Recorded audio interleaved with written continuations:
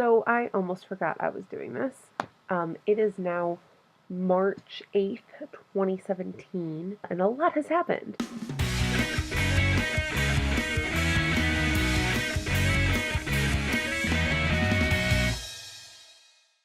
Since that interview.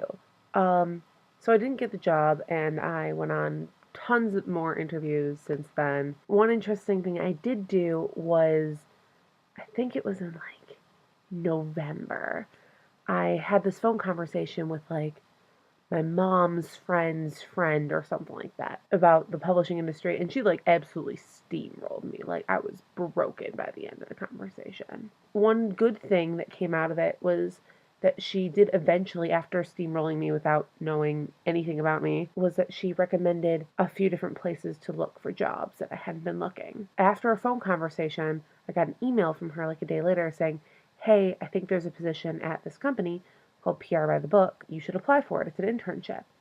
So I applied for their publicity internship, and I got an email back saying, we're not looking for interns right now, but we'll keep you in mind. And so then I got an email a couple months after that saying, hey, an internship opened up. Are you still interested? And I was like, hell yeah, of course I'm interested. So I did the interview.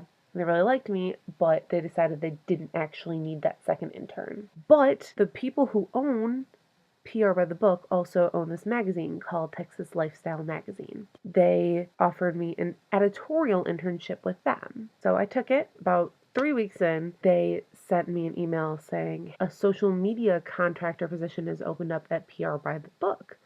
Would you be interested? And of course I was interested. I was very excited about it. But I also, since Texas Lifestyle Magazine is taking up a certain number of hours of my week and I'm doing it for free and I can't exactly leave it if I'm trying to get into their good graces so I can work at Pear by the book, I would need it to be financially sound decision to do that on top of it, because I'd have to leave my job at Barnes & Noble, which is another thing that I should have mentioned. Back in October, I took a job at Barnes & Noble, so I would have some experience at least somewhat related to the book industry.